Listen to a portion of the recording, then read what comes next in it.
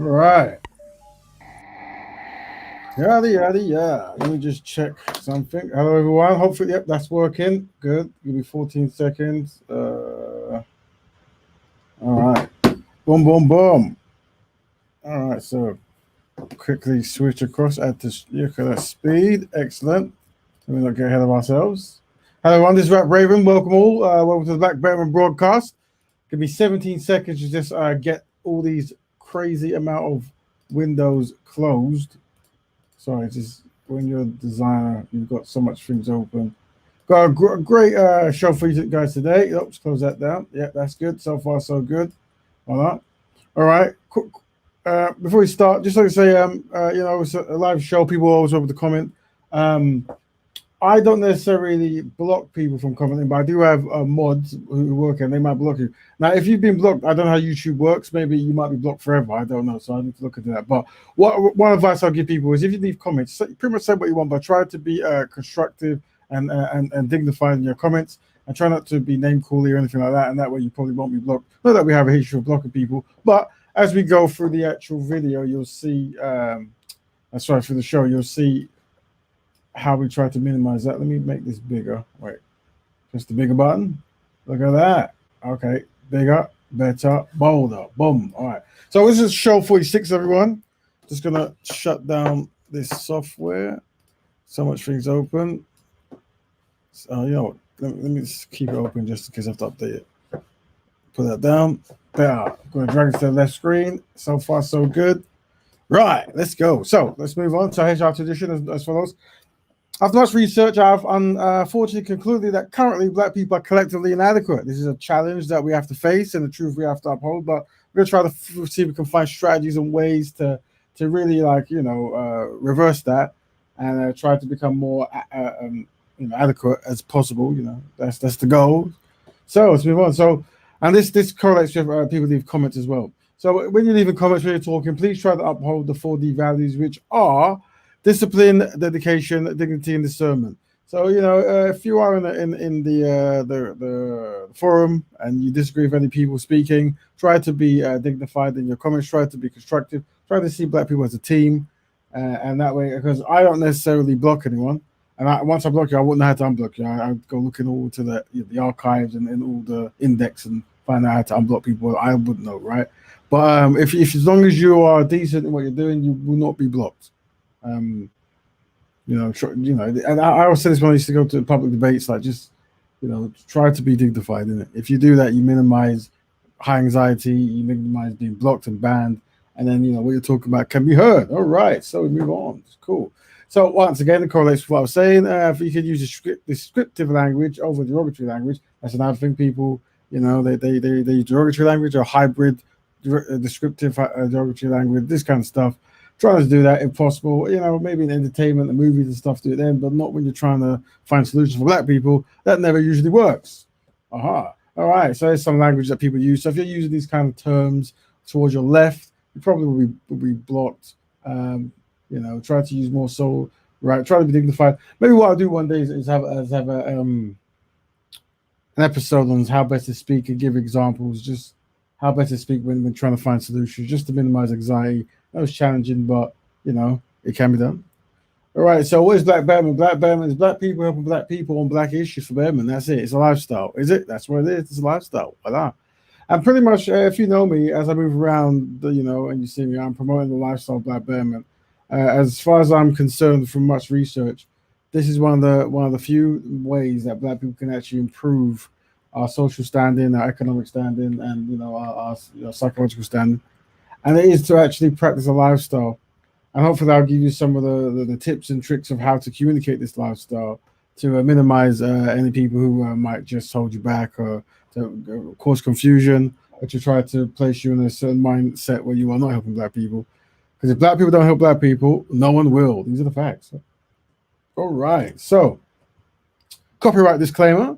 Under the Section 107 of Copyright Act 1976, allowances made for fair use for purposes such as criticism, comment, news reported, scholarship, and research. Fair use is a use permitted by copyright statute that might otherwise be infringing non-profit, educational, or personal use. tips to balance in favor of fair use. So basically, what we're saying is, we might show some stuff, talk about stuff, but it's all done for scholarship and research and newsworthy and all that good stuff.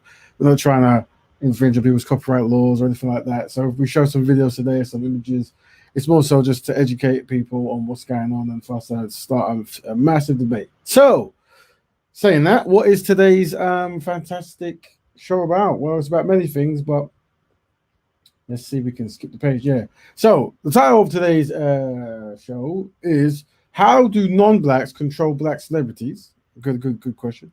And should black betterers use this strategy to influence black? Look at that, black. I mean, it's gonna me as a designer, it's gonna bug me, guys. So you need to give me 15 seconds. Look at that. The black just cut. Look at that. These softwares, man. It's not like the old days. Where is it? Hold on. Let me see if I can find it. Give me if you can cut in your head for 17 seconds. Oh, where is it gone? Oh, there it is. All right. If we just press, there we go. Voila. All right. Just gonna now save that as. Give me 17 seconds to save this. All right. If I can even find out where it is now. This is the thing when we're trying to do something. That's when everything starts going missing, flipping and bouncing. Where are we saving this? Yep. So far, so good. So far, so good. Excellent. I think I'm finding where I have to go. This is looking promising. This is the 46th show, if you didn't know. Yep. And we're saving. Oh, you know what? It's not even the right one. Hold on. There we go. Yeah, this is better. Oh yeah, this should be the killer speed of a millipede. Yep, that's what it is. That's where we have to go. Save export, not save as. That was a problem. Ignore all the warnings about not having fonts. All right, cool. So now, if I'm correct, if I close that down, right, and I then double click on it again, in theory, it should be fixed. It is.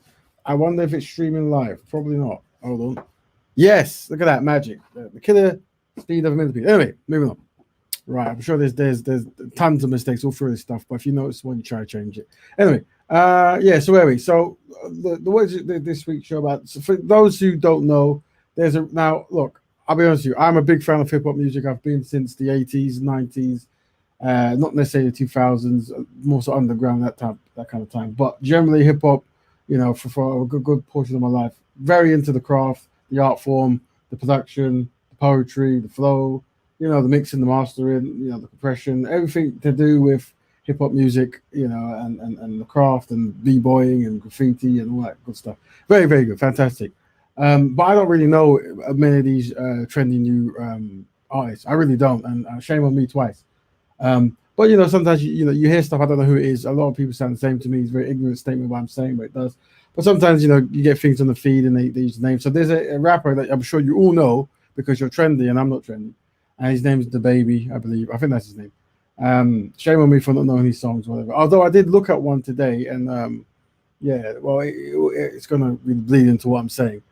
But apparently he made a comment today, and the comment was, it's if you didn't show up today with HIV/AIDS, any of them deadly sexual transmitted diseases that make you die in 2 or 3 weeks, put your cell phones light up. Then he then called for men who ain't sucking genitalia in the parking lot to raise their mobile phones as well. So anyway, this is what he was said. Just a bit of context. A long time ago in hip hop, underground kind of like party places back in 90s, maybe 80s to be honest, if I can remember.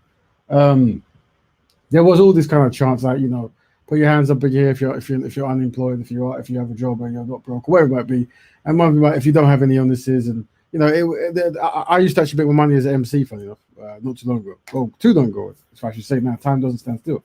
But yeah, that was how one way I used to pay the rent. And yeah, I never said this kind of stuff, but you would try to get people to make noise, and you'll say anything, and you would try to say things to make them feel like they have to make noise, so people look at them funny. I suspect this is the kind of behavior patterns that the rappers are still do today.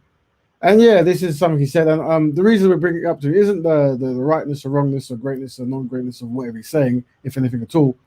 It's more so the reaction to it, and it isn't any shock value of how people react. It's more so, the second part of the question, which if I zoom up, Should black betterers use this strategy to influence black celebrities? Yeah. So what I'm saying is, many black celebrities say things, and then people might not be, certain groups might be best pleased, and when they're not best pleased, they do certain kind of behavioral patterns, and they get on code and they become connected to try to control and steer the direction of the artist, so they don't repeat the action, or they never. They apologize, or whatever it might be. It's a sense of control. Good for them. And I'm just saying that it's very interesting because when I was actually researching the baby, there was a song that came out. I won't play it. I probably can't because probably get flagged. I'm sure that's what they do now. They have their algorithms to flag all songs if you don't go to their page directly. I'm assuming. And and when I looked at it, I'm not really familiar with modern hip hop because not even hip hop. I just say pop, rap, trap, or whatever the kind of in the mainstream kind of stuff. However it's described now. And yeah, it's like there was always a certain element of shock value to certain artists. But I think now the whole shock is just the shock value of a lot of these records I'm seeing is actually trumping the artistry of the song, and whether it's visuals or even just repeated words. And I saw one of these songs. I don't know. It seemed I don't know. It just seemed very inappropriate for the song. I don't know. And the thing is, if you make adult music, so be it. But I suspect many of these people have young children as their fans. Blah blah blah. So the visuals were shocking, and it's very it's almost like I started seeing images that were, like I think recently the what's that brother they called the cowboy guy, Lil Nas X, that's it. He's obviously made 2 videos that people can say very controversial because he's a homosexual rapper, one of the first of his kind to be open, and obviously to highlight his homosexuality allegedly, whatever. He's dancing naked in jail with black men, and people took issue to this. And and then he was also dancing naked with a symbolic representation of the devil. This devil was red, not any other color, I believe, in the video. Interesting color for the devil. And yeah, this kind of stuff. And then there's obviously like very raunchy female rappers who are stripper based. This is normal. People, I'm never here to tell people how to be whatever, but this is the mainstream. But the real thing we're looking at here is just how, many record executives might be LGB, they might be Jewish, they might be of some kind of, they probably won't be black. Black people don't tend to own much things, if anything, to be honest. And what you notice is a lot of the stuff that black rappers do that is anti-black, or just might be, just anti-dignified, or just really kind of like low chakra level kind of stuff, whatever it might be. That really goes through very quickly. Like this is like it's fed, and shame on me. I wanted to download a young rapper I came across, and I just never had time. And I'm sure his video isn't algorithmed up, so I could probably put it on back and get shut down. But it was just a young rapper I saw from the States, and everything he was saying was about having sex relations. I mean, he must be maybe 8, 9, 10, 11, like one of these ages, and having sex with women,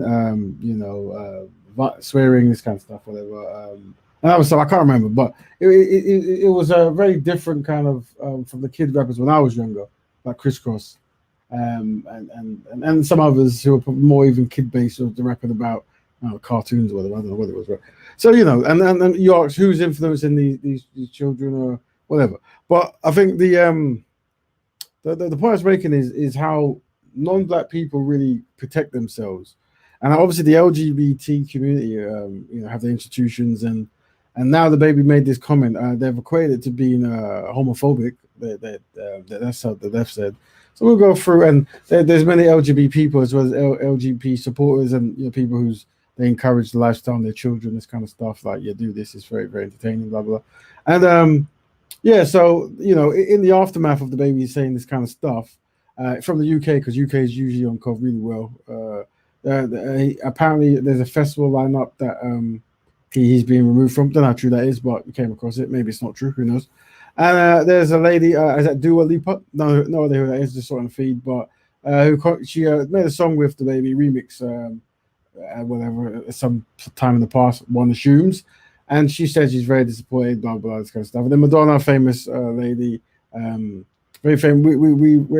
We've been observing her because obviously she makes 80s songs, good for back in the day. But I think her son, she adopted, I believe maybe from Africa, so I could be wrong.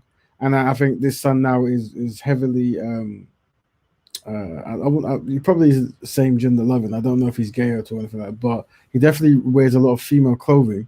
And I don't know if this is fashion or a statement or just the new age of, you know.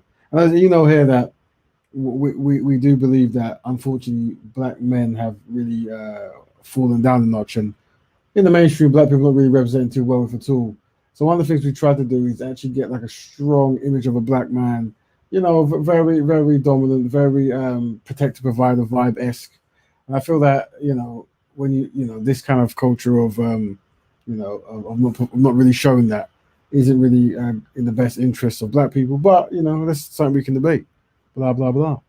But anyway, that's her connection with Black Betterment and black people, and obviously she's jumped onto the try to give facts. And yeah, if you're the baby going to make hateful remarks to the LGBTQ plus, because there's more letters, of course, community about HIV and AIDS, and know your facts, and then she goes on to say other stuff, whatever. And Ellen John, has gone on and said about misinformation, and they're going to get an apology for the baby, I assume, if not already, whatever. But anyway, so this is just something that I was aware of. But there was a kind of show I wanted to show you before that we never had time to really go back and review, and it was like it is the LGBT. It's any non-black collective institution where black people might mention them, and how they really get on code to minimize that and to stop that. It's very impressive.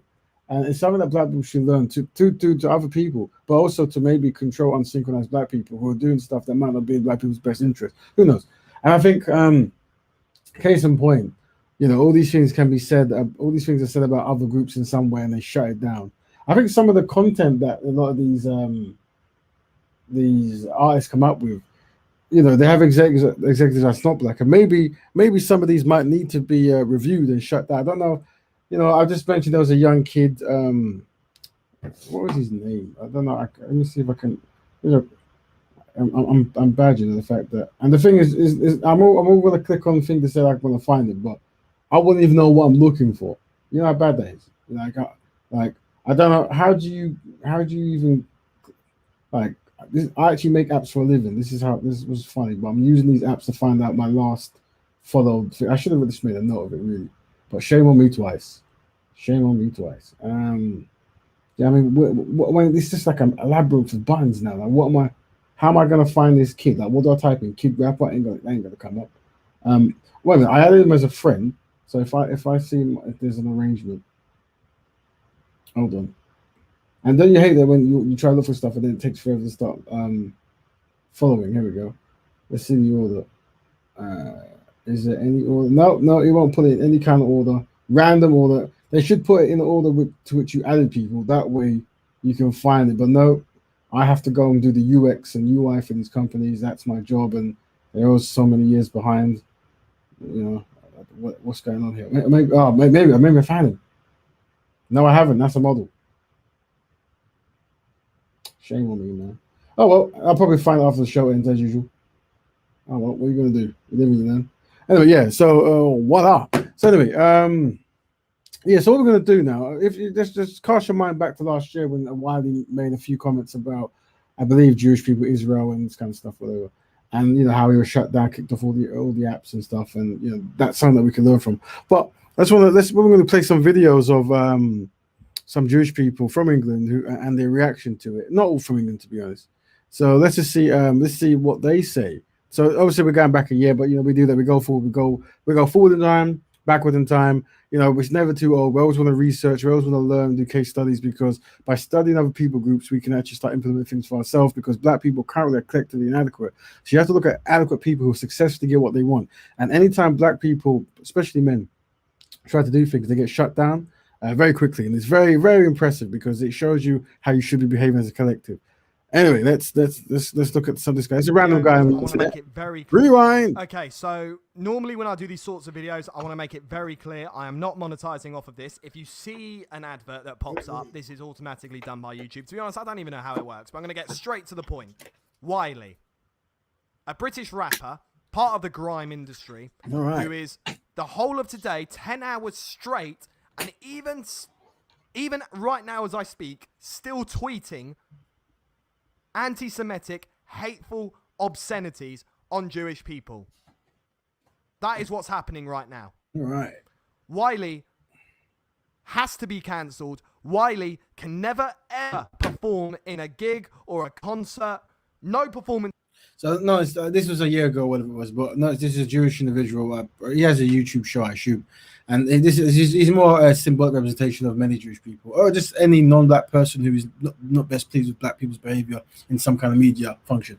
And notice the cancelling, straight away. Not baseball, cricket, one strike out. Voila, that's it. Whatsoever. All of his music, every single aspect of his musical career has to end now. See, and this kind of conviction, this kind of look at the eyes. You see, very upset, very true. This is a Jewish person who wants to, as far as he's concerned, defend Jewish people. There you go. Because what he's doing right now is a hate crime. It is hate speech. Look at the screen recording that I'm providing for you right now. It is classic Jew-hating conspiracies on us Jewish people. Yes, by the way, I am Jewish. Us Jewish people owning all the monies in the world. Never will guess. Us Jewish people controlling what goes on in society. I don't know what's happened with Wiley. I don't know if a Jewish person has double-crossed him, or a Jewish person has pissed him off, or a Jewish person has made him angry, or he's just looked at a Jew on the street and feels like he has the need to take his anger out on every single Jewish person. I've got a couple of Jewish friends who I was with today, literally saying, I've been to this guy's concert, and now he's hating on Jewish people. This is a man, by the way, who is still salty that his career got ended by a newbie in the grime industry who goes by the name of Stormzy, completely ended, and is no longer the face of grime. I think that's what he was anyway, to be fair. I've only got a few of his songs on Spotify playlist, but he's clearly not happy with the whole Wiley thing from a year ago. But end of the day, though, this guy needs to be ended right now. It is disgusting. It is disgraceful. What he is making it out on his tweets that Jewish people are the enemy to black people or African American people or what. So this is probably an interesting point to listen to, I guess. If you do your history and your research, Jewish people stood by the oppressed in apartheid South Africa and also in the civil rights movement in America alongside African Americans. So I don't know where he's got all these ideas from with hate. It could be Israel, it could be Palestine sort of thing, which is another thing. But end of the day, he has concentrated it on Jewish people. And that is racism. That is anti-Semitism. That is a hate crime. You need to be prosecuted for it. Wiley, I don't know what... You know what? No, I actually don't think he's on drugs because he's been at it for like 12 hours now, and drugs do not last that long. All right? The effects would have worn off ages ago, and he is still at it. I don't know what's happened, but it's inexcusable. It's indefensible. And it is disgusting.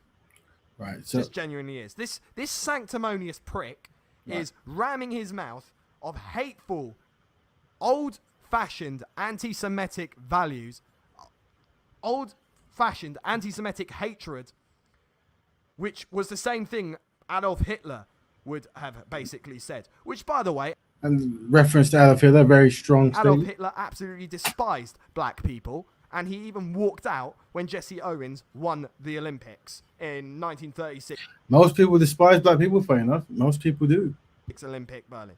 To be honest, I haven't even done any research on this. All I've seen is tweets.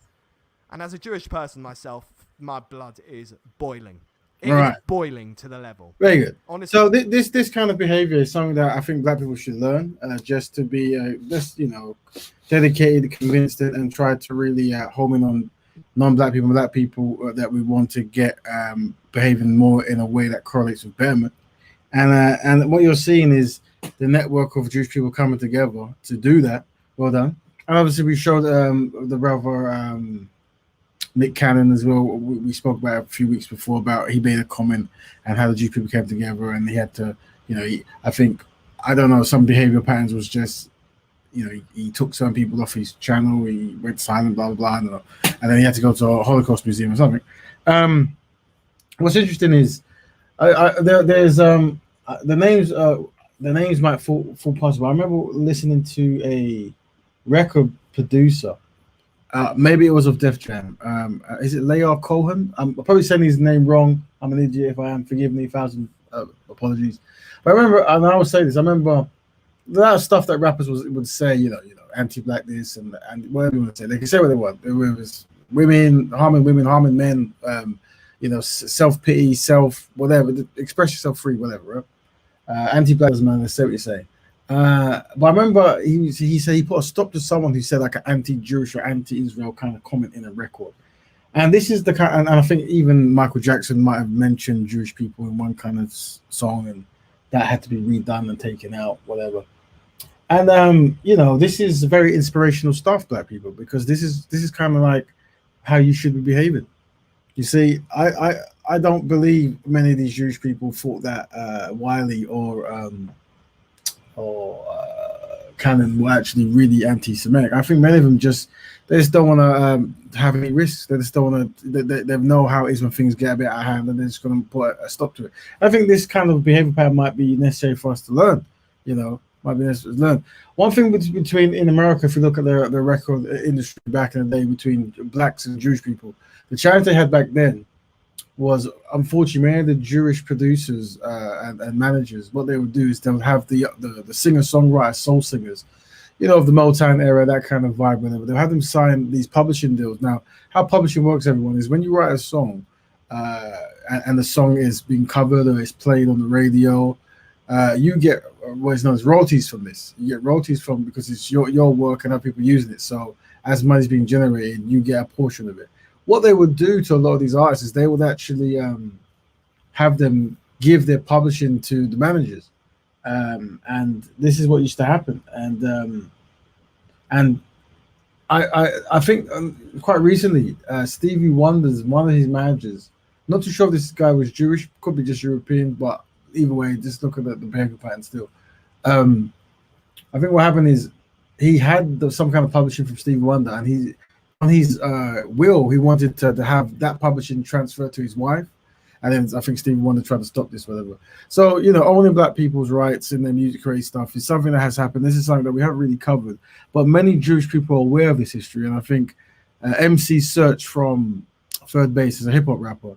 He was very wary about working with Nas and some others because he was aware that Jewish people in the past had a history of doing, not the best interest deals for black people. I think he wanted to not do that. I think he's a person who saw himself as part of the black community. He had a black wife. I think he's a Jewish white rapper. Very interesting interview. You should check him out on the Cows broadcast. Check them out. The Cows broadcast search. That was a very good interview. Anyway, so what we're going to do now is we've just seen this individual, a blogger, and he's not best pleased with why. This is from a year ago, those who are joining now. Now, why I just stumbled upon, some of you might have heard it, some might not have heard it, is there was a Jewish rapper. That's right. There's many Jewish rappers. I know a few of them. To be honest, many Jewish people actually make hip-hop and rap, and they don't really appear like, I'm Jewish. They just then do what they're doing, right? But some actually are overtly Jewish, and they want to know. And here's one of them. And he wasn't best pleased with Wiley's comments on the Twitter, so he made his own song.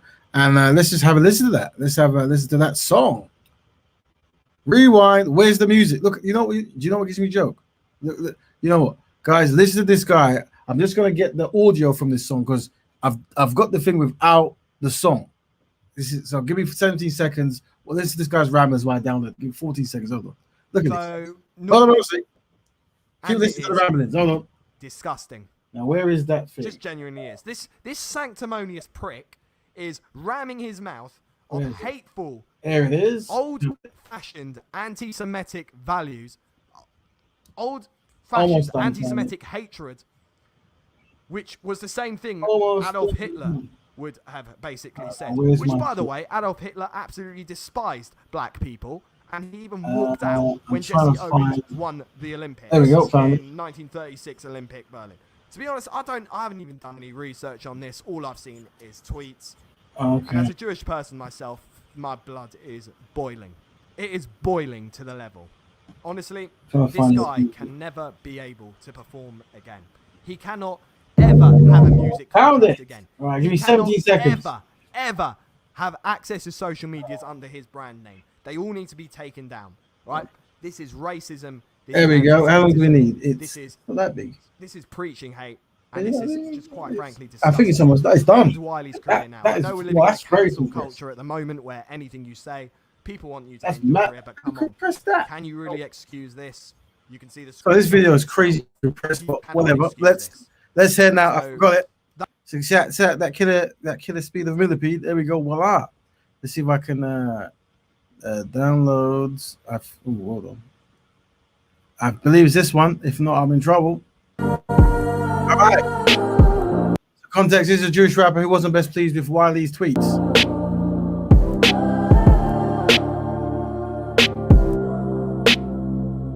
It's 2020 and I'm facing the truth, cause racial abuse is still making the news. Some British rapper full of hate tweeting dangerous views. Makes me wonder if there's any safe space for the Jews. You say it's isolated, try to make an excuse, but this isn't the first time we've been blamed and accused. Might not be my place to intrude, but if I don't, then who will? Let me educate for a few. They say we own the banks like we roll in diamonds, that we also run the law of vast global alliance, Israeli Illuminati protocols of Zion, and the more we deny it only shows we're lying.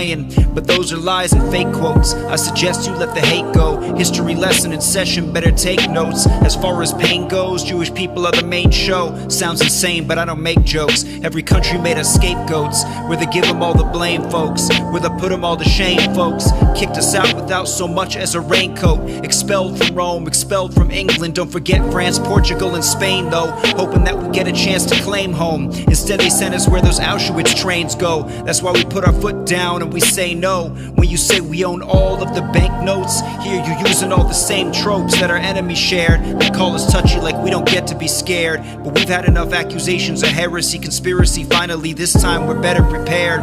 So when even one Jew is threatened, we care, cause we all know we got a destiny shared. And you know what? A lot of us do prosper, finance, lawyers, and Jewish doctors, cause we value hard work and we do it proper. Not saying that you don't, but don't call us imposters. You can't pretend we were all born privileged and weak skinned when our grandparents grew up in the East End, kept the Sabbath so they got fired every weekend. Finally making ends meet, now they're swimming in the deep end. Success is Jewish revenge. So next time think twice before you tweet in a bunch of lies you can't defend. And since when is ambition a crime? We were hoping things could be different this time, but you're proof anti-Semitism's alive. I heard your rant, I hope you listen to mine. Right, yeah, Jewish rap. I'm not sure the guy's name. I just typed in Jewish rap Wiley and it came up. So if you type in, you'll find that. I'm assuming. No, it's called Jewish rapper responds to Wiley. I'm sure he has a name. They should really name him. His name is Rav Mo, I believe. Probably famous because I'm ignorant. Probably got platinum plaques all over the world. I wouldn't know. But when you look at the comments in the group, a lot of support from the Jewish community. Well done, love it. You know, high five, hearts. You know, that good stuff. Voila, voila, voila. And yeah, so the point we're trying to make here is, you know, Jewish people getting on code, you know, synchronizing, forming that web, you know, making sure that, you know, they control it. And the same with the LGBT community, or any community. We're talking about black people, but more important for us is we don't seem to have that institution looking out for black people's best interests. And I think, you know, as much as I like music and stuff, we need to start watching what we're producing. Obviously, there's the argument that many of the executives of these record labels are actually non-black and you know, promote and benefit from black people, the black destruction. It would have been good if I could play to you some of the old hip hop records from the 80s, like, you know, A Public Enemy, you know, the song with Self Destruction and Fight the Power, this kind of stuff. Some stuff from Ice Cube, Dead Prez, very nice stuff. Dead Prez is more so 2000 to be honest, but you know, it would be good the diversity and difference in the mainstream, because right now, you know, music, you know, hip hop music is always going to have this edgy kind of blah blah blah stuff going on, but a lot of that stuff was never mainstream. And I think now the mainstream and rap or whatever is very in your face with the lewd behavior, and it's very extreme. And I think I don't want to use Lil Nas X as a scapegoat, but having a black man naked in jail dancing with other naked black men, I don't know. But then once again, you know, this is what it is. This is the latest trend, isn't it? I don't know. Whatever. Yeah. So that's what. Where's the switch? Hold on. Switch it back. Voila. There you go. So yeah. this is all stemming from those who are joining now. This is all stemming from, if you're aware, there's a rapper, you know more than him than me, because I don't really listen to modern trendy rappers unless they're underground. I listen to underground rappers all the time, but not really mainstream stuff. So I'm very ignorant to the mainstream. And I tried to listen to his song the other day, just now. Now, let me type in what I'm going to do. Let me type in, I won't show you it because it probably might not be. And you, like I said, you guys probably listen to stuff all the time in your free time. Go to your parties, this stuff is playing. Oh yeah, love it, all that good stuff. What's his name? The baby, right? The baby. Well, so I'm just. There's a video that. Okay, here we go. And it came out 2 days ago. So it seems to me there seems to be a lot of shock value. I'm gonna turn this down. Don't want to get a strike, whatever. I'm just gonna look at the video. You won't be able to see the video, guys, but I'll explain it. So they're in a funeral place, and there's a policeman. He's in the casket, and he's been killed. And the pastor has a gun. So this is probably artistic, trendy stuff. Who knows, whatever, right? Okay. And then I believe this is the baby coming, maybe with his crew, bodyguards. And then they come in, they look at the dead police officer. I'm just narrating. And at some point, I believe they spit at him. Yeah, something like that. There's probably some kind of maybe past story connected to that. I don't know. Yeah, and then they start showing him naked, having sexual relations with a European woman. Very peculiar behavior. I'm sure maybe there's some kind of artistic angle that I'm missing here. Maybe I am. Now, I'm assuming this is for adults. I would like to think that this stuff is for adults. But if you want to see the song, it's called Baby, Giving What It's Supposed to Give. That's what it's called. I'll put the link. I mean, you know, look at your own kind of. You remember, I grew up with hip hop, so I listen to like the most grimy stuff. But this kind of Little Nas X and the Baby and these other female stripper rappers and stuff, I think some of the content is going a bit. I think the shock value might be what they're going for, which is fine. Shock value in art is cool, but I think this stuff is now accessible to children, and I don't know. It's a bit peculiar. And yeah, he's in there, and he's I think he's parodying gun shootouts, and he's in jail, and he's being arrested. So I don't know. It's artistic, blah blah blah. And I'm looking at his stuff, and he's talking about AIDS, which is probably what caused the controversy. Why I mentioned, I don't know. And then he's looks like he's having sexual relations with a police officer. Maybe they've got guns everywhere. I mean, this is all fun. It looks like tongue in cheek at some point. Whatever, yeah. And then it seems to be a lot of reference to him having intimate relations with a European lady, a couple of European ladies, whatever. It's quite graphically done, but maybe comically as well. Don't know. Maybe I'm so behind that this is what everyone's into, taught in school and stuff. Who knows? I don't know. It seems to be a bit extreme. It seems to correlate a lot with like the stuff I've seen in Lil Nas X with him having relationships with demons and naked black men dancing around. All done in a tongue-in-cheeky kind of way. Just I don't know.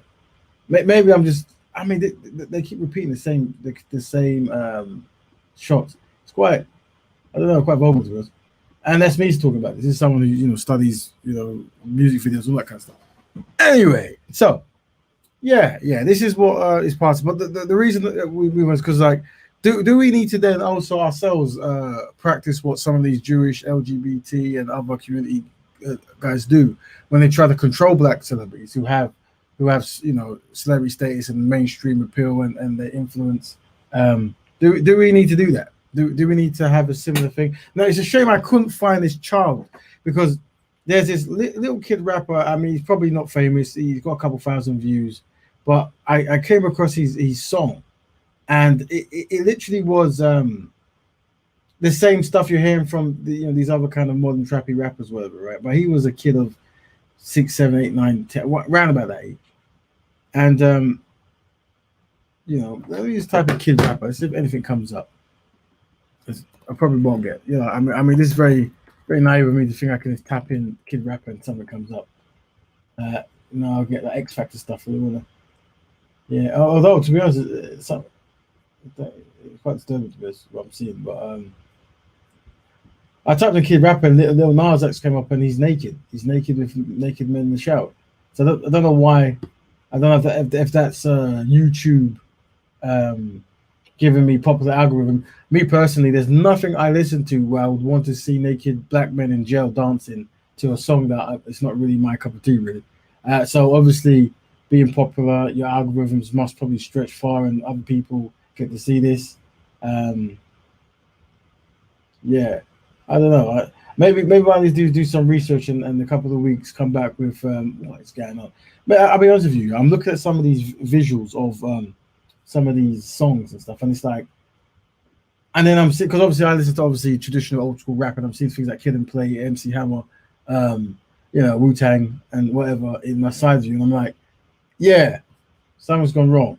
We've kind of, I don't know, we kind of what's going on here, but yeah, that's just me ranting on now. Yeah, and what is rappers who are okay, cool, right? Yeah, yes, very, very, very, very interesting. Anyway, let me not be sidetracked with stuff that's just something else. Um, yeah, so just to conclude my rant, I've usually only talk for 40. Oh, it's 40 minutes now, so I've done my 40-minute rant. Yeah, so is that something we should be doing? Um, should we be trying to do that? Should we be trying to have influence the influencer? Should we do more what LGBT and the Jewish community do, and try to actually hold black people accountable and try to introduce a more balanced, like some of this stuff is really overload. Like there is no, like you look at their projects and there is no balance. It really is just kind of like high end shock value stuff, and that's cool. But some of the people who listen can't really, like, especially the younger generation, they can't discern between art and filth and then obviously when they influence, then you'll get like I believe a lot of these artists now, if they're not being pushed by non-black executives to do this kind of stuff, they are influenced by controversial artists who are controversial and talented and that they had like a nuance, a side nuance. But what was missed was the side nuance, and they just went for the filth. So for example, if you watch films, you see films with a whole lot of special effects, robots jumping in the sky, things blowing up, it looks real. The floor explodes, the planet blows into 17 pieces, and the graphics is amazing. And people, well, great graphics, but when you watch the film, there's no actual substance, and it's like, what happened? And I think what happened is some of these directors, producers, and filmmakers, they watched a great film that had good story and good graphics, and they were so bombarded by the graphics, they didn't notice that the story was good as well. And I think a lot of these musicians who do this shock stuff, it's the same. It's like, not understanding that sometimes in the old days, shock was used to push forward a more deeper political point or artistic angle, while now it's like, let's shock. It seems let's shock. It doesn't even matter if what we're rapping about or singing about is correlated with the visuals. We're just going to shock people, get it on TV, get it on the news, and then get a couple more views. I don't know if that's the best way to approach music nowadays, but what do I know? I'm ignorant. Anyway, and oh yeah, just big up Christy, by the way. And just don't forget, please remember we're setting up a separate Black Betterment broadcast channel. And if you look in the links at the moment, Sister Kush has pushed the link there. Please join that, because in that show will be, hopefully what we're going to do is invite other people to have their own show and have a dedicated channel to actually deliver Black Betterment. And because at the end of the day, if black people who love black people don't help black people, then actually no one will. And that's what I'm trying to say. Like, if you look at these other institutions, the best interests of other people groups that have people looking out for them, i.e. the LGBT community, as we see today with Big Baby, the baby, what his name is, and obviously historically the Jewish people and Wiley and other kind of people. This is maybe kind of behavior we need to adapt. Now, what I'm going to do is, while I waffle on, I'm going to place the link, voila, in there, and let me place. So, wait a minute, where's have I got? You know what? Is that it there? Oh, that's it there. All right, cool. What's going on here? So I'm going to place the link and then we talk too long, because obviously when people come on, they talk long and the show runs out and I'm just waffling. So this show is definitely based upon people jumping in and giving their opinions. This week's show is about how do non-blacks control black celebrities, and should we think of doing that ourselves? Maybe disapprove. Maybe there's some angle you want to talk about. I know some people want to talk more about that connection with black workers being hired by non-black record execs, whether they're Jewish, gay, white, or all three, technically it happens, and that kind of stuff. The history of that. I think a comment was made that Jewish people stood with black people back in the history around the Olympics days when Jesse went to to the Olympics to race and beat all the Europeans. Jesse Jackson, he went to the Olympics. How long was that? I don't even remember. Hold on. Am I getting it right? Let me get sure.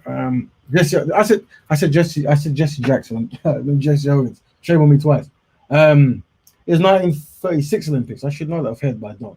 Yeah, and that was. But I think my sister was saying in there that actually he did mention that when he was in Germany that the Germans treated him better than the Americans, which is always unfortunate. Unfortunate. I don't know.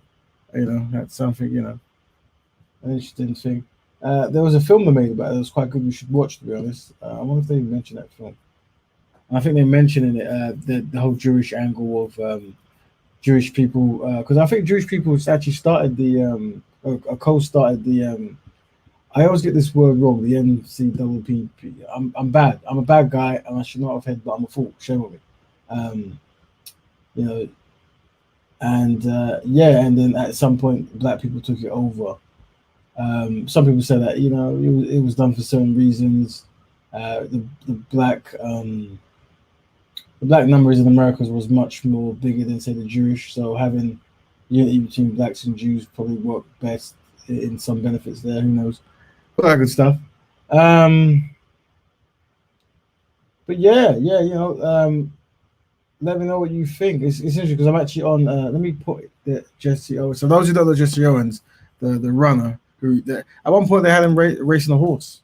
You didn't know that? Yeah. If you want to look that up, they had Jesse Owens racing a horse because he beat so many the Aryans at the time was seen as the superior race for Hitler and that. But he beat so many of them that they decided maybe they should have him racing a horse. Interesting.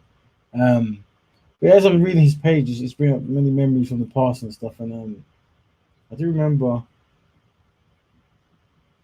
It's interesting because back in those times they had the Negro baseball leagues, and this reminds us. This actually correlates with something with Black Betterment, where we talk about the concept of integration, and does integration really benefit Black people? And that's why I was pushed the word semi-integration, because as you see here, back in America, they had the Negro baseball leagues and the West Coast Negro baseball leagues and all other kind of economic structure. But when they integrated, they actually gave all that up. And they started becoming more, black people became more employees or whatever it was. And that's something that you need to watch, really. Ownership is important. So giving up all your business is never a good idea.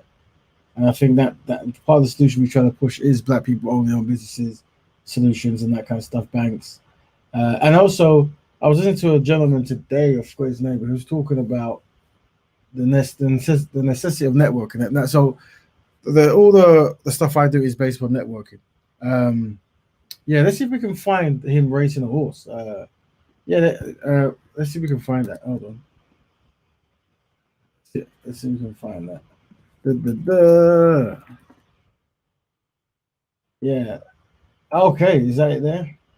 Yeah, some crazy stuff. So, family, let's see if we get this with the killer speed of a millipede. I should, just to give you the best crisp quality, I'm gonna just download this and give it to you. But yeah, so our brother Jesse Owens, there's films about him. You should definitely watch him. And his adventures of when he went to actually goes. I think the reason why it's quite relevant because actually at the time, I believe the Jewish community who owned a lot of the black kind of institutions, whatever, they didn't want him to actually go to Germany. They wanted him to boycott it. And that was them getting him cold, and 10 points of that. But I think he actually said, no, I actually want to win this. So he went, and I guess that caused a division between himself and the Jewish community. Let's press that one. Is this one? All right, I think it's this one. If I'm wrong, shame on me twice. Cuba. Jesse Owens, the ebony streak of Olympic Games, celebrates turning professional by racing against a horse. Jesse had a start of 40 yards in 100 and he won by inches.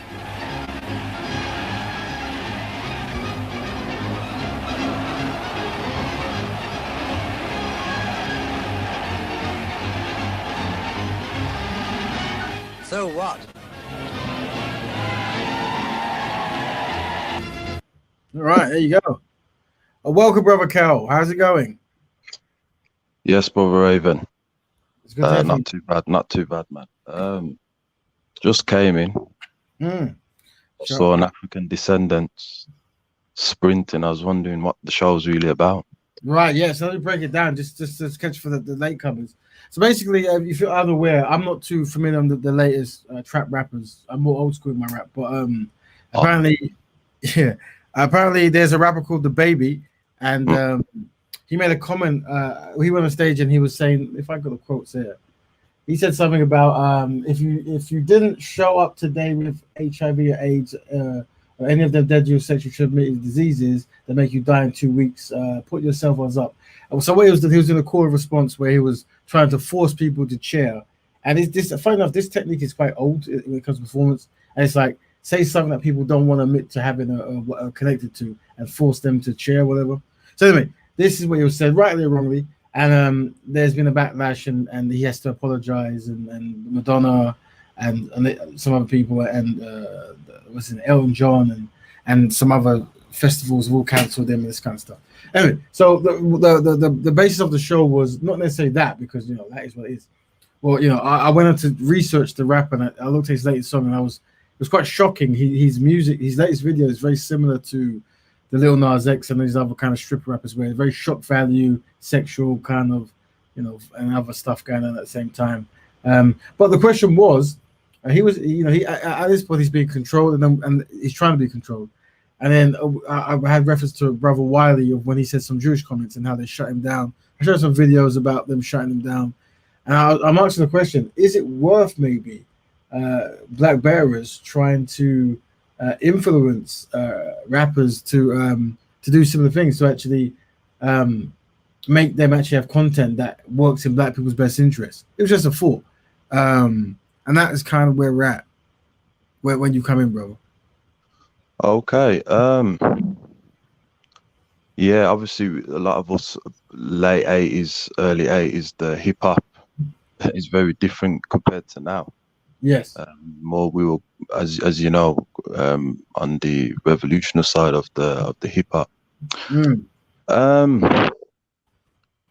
Brother, when you look at the Pan-Africanist guidelines and structure, is that in truth, brother, and I think I've said this before.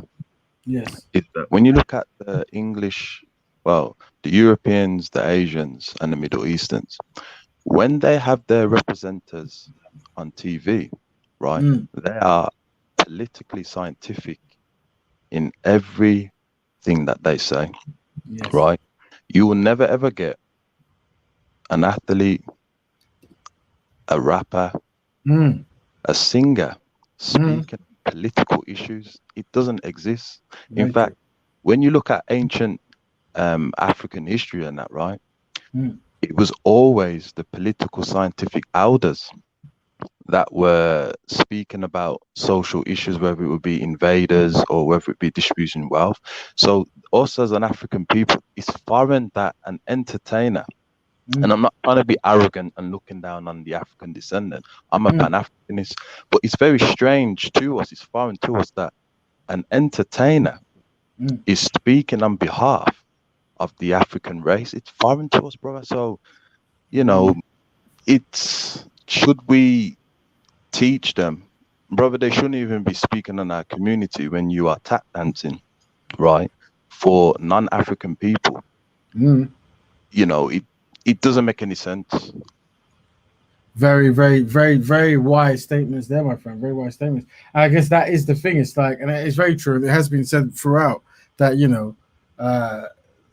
our people who are speaking on behalf or push forward, and don't get me wrong, many of these artists are not in their art form, are not pushed forward to represent black people politically, although their actions do bleed into it, and then I guess they ask questions and stuff, because unfortunately sometimes sport athletes and musicians are seem to be the only representation of black people and the Africans and stuff, but that could be by design. But before I talk on, we have a great guest, Empress Kushti. How's it, Countess? You there? Greetings, family. I'm here. Greetings. Great show. How you doing, Queen Kushti? How you doing? I'm good, Welcome. sir. How are you? Thank you. Excellent. Always a So So now, obviously, we always like to get a balanced energy and different perspectives. Do you have anything to bring on this angle? Any knowledge you want to push forward? Any questions you want to ask, Sister Christy? Well, I did come in halfway. Sometimes we switch over to come in, like I missed a couple of minutes, but I did hear that the back end of what Brother Carol said, and I just agree so much with what he just said there about, you know, do they really have a right to talk when they're tap dancing for the powers that be? But I do believe that we do need to control our celebrities. I think if we did, we'd be in a much better. If we held positions, we would be in a better position, and so would the artists. To be honest, like you said, of the people that you mentioned that had to apologize and do the sorry tour, that wouldn't have been the case had they said something on code, because they wouldn't have to worry about when the next check's coming in, because they've stuck to the code that we have sanctified. So yeah, I do believe that, you know, if we did, I mean, this is our art as well. So the fact that we don't even control it anyway is just terrible. Very true. I mean, ownership is something that I think we definitely need to push out. Like many creative forums, creative mediums, creative expressions that comes from the diaspora, comes from African people, comes from Black people all over the world. That is very influential of the world. Almost 100% of the time, there isn't a Black executive controlling it at all, or a Black institution. And I think, regardless of whatever happens, I think this is one of the staple concepts that Black Bearman is preaching: ownership. Like, but it comes from an angle like for me, ownership is great. Of course, Black people own stuff, but it has to be declared now that what I'm trying to push is Black people who look out for Black people's best interests owning stuff. Because I think that now, like, you really have to spell things out for people, because if you leave, it seems, many brothers and sisters alone, they don't seem to have that kind of guidance to do things that might work in the collective best interest. And I think the music expression is that, like, you have millionaires who their behavioral patterns and how they represent themselves are not really best. And don't get me wrong, it isn't right to push blame on them, because obviously some people are ignorant, and some people are there to do their art, whatever. And I guess what I was taught in the past is always look at the execs, like someone is signing this off. And the reason why today's show is important is because whenever these artists do anything that goes against other people groups that isn't in their best interest, they're shut down immediately.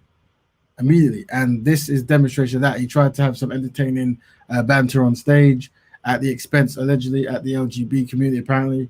And they've all come together and says, no, when you do that, you make fun of Black people, you make fun of Black women, you make fun of Black men, you do not make fun of the LGBT, you do not make fun of Jewish, you don't make fun of the Europeans, you make fun of Black people, and you have a free pass.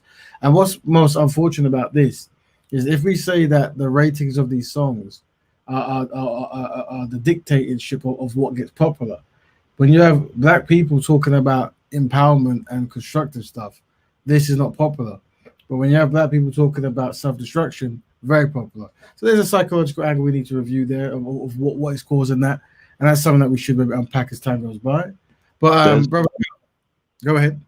There's I don't know if everyone's heard of an African descendant by Phil Valentine's. Brilliant, yes. Brilliant man. And in one of his books, he mentions that when it comes to the affair of the Africans, is that one of the things that was used on us was to take away the culture and purpose of masculinity and femininity, which led to not being able to provide for the masculine opposite, the African woman, and not being able to protect her. And what I've noticed when I analyze the celebrities, so for example, if we go to the 1800s, we have an African descendant, very, very prolific, Amelia Bassano, who is the inventor of the English literature and plays, where she wasn't allowed to, be credited for it. So Shakespeare had to take the credit. But also in that era, you had Pan-Africanists by the name of Ilado Iquano and Ottobah Guano. When you go into the Americans, Alexander Cromwell, you know, he was a very educated father of the Pan-Africanists. Obviously, another hero, W.E. Du Bois, Jack Johnson, you know, he was a heavyweight boxer who invented the monkey wrench. Josephine Baker was an entertainer. The point is, brother, is that they had a lot of Pan-Africanists around them, right? And also that they had to live in the same communities. You see, brother, if you was an intellectual African or a celebrity, you had to live in the same, I don't like using the word, the ghettos. You see, you had to live amongst each other in the ghettos. Do you understand? So when it comes to the celebrities now, you know, that the non-Africans have used a strategy of, I'm going to make you feel better by living in a better area than your African family, right? They don't want to let go of that status. It's fear of losing the purpose of being accepted and fear of losing the economical power which they've been given. Yes. Very true. Yes, that is a strategy there. Very true. Funny enough, I was looking up Jack. It was like Jack Johnson, the boxer. Those who don't know, he was the first black heavyweight champion. In those days, blacks weren't allowed to fight whites. In the old days, for many reasons. But one of the issues was at that time, obviously, the open spread of white supremacy, and the only reason they allowed it is because they wanted to prove that white people were superior to black people. And unfortunately, Jack Johnson beat all the challenges in the early days. And I think this was most unfortunate. And what they did is they started banning the videos of him doing it because it wasn't live, of course. And this was something that they weren't best pleased with in those days. There was something else that happened that I thought I can't remember it now. What else? Oopsie. There was something else that happened that there's a documentary. I need to see if I can get it. Really good one about Jack Johnson and those early days. Very, very interesting about boxing. But funny enough, I was talking to my friend a few years ago about this. With boxing, it was one of the few places where black people get their hands on white people and not necessarily get harmed. Although in Jack Johnson's time, when he did beat up black people, there were lynchings going on of the jealousy, and innocent black people were killed because of it. And this is the horrible past of black people winning stuff. And you might even see that even with the Olympics now, black people being punished for all kinds of ridiculous stuff. But so things don't really change in that regard. But it's interesting. Sister Kushti, anything you would like to add to that? Just before I go for more. No, just I agree on both of your points. I think it's commonly just the fact that they just leave their community. It's just like that common saying that the white ice is always colder. Do you know what I mean? They just always think that the grass is always greener on the other side, which you'd like to think that we've realised that it's not the case, but I don't think it is at the moment. And I think even the boxer you mentioned, he used to actually walk around with like a white woman as well. He did. So it's an ongoing theme, unfortunately. Yes. And that is something. I mean, obviously, we are starting the Black Love campaign, and this is something that, and it's funny you should bring up because there's a show I came across, left a comment. It's an upcoming program, I think, and there was 3 black, and this is with the Black Love thing because obviously Jack Johnson had a white wife, and I think that he might have been arrested for having a white wife. I think was it that he was many times. Yeah, many times because he was traveling from state to state, and that was seen as a traffic and stuff like this.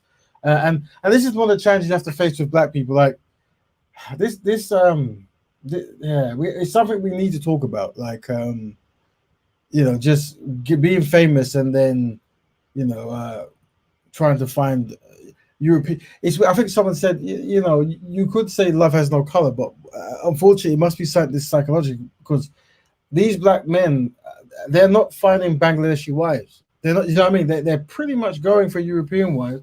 And and it's people saying the psychology of trying to have the oppressor's wife, whatever. It's interesting. But I was on the show. I wasn't on the show. I left a comment on the show, this week, and what was interesting was there was 3 black panels guys. There was a woman and 2 black guys. I wonder if I can find that actual thing, point card.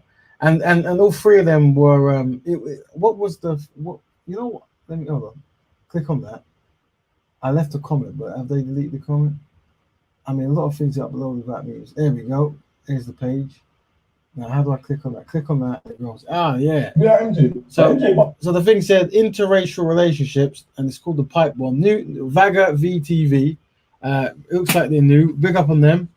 But I left a comment just because the campaign now. Anytime I see black people unsynchronized on YouTube, I will always leave a comment and hopefully get in some kind of debate where I can flex my history of talking to try to convince black people that you're unsynchronized when you go on YouTube and you're not promoting black love. I'm just that's just the way it is. And I think that needs to be something we call out. By the way, there's 3 black individuals, 2 guys, 1 woman, and they were talking about interracial relationships. But the irony is, all 3 of them were in an interracial relationship. It was just like, okay. And when they spoke about their history, it seemed that's all they kind of were into. And that's why I'm saying, like, is there some kind of psychological education going on where we need to have institutions that promote black love, that show constructive black families, because left unchecked, black people will not. Well, obviously they will generally, but it's the ratio is much more shocking than other cultures. All right, so I don't want to say that every black person is not loving black people, but the ratio is too much.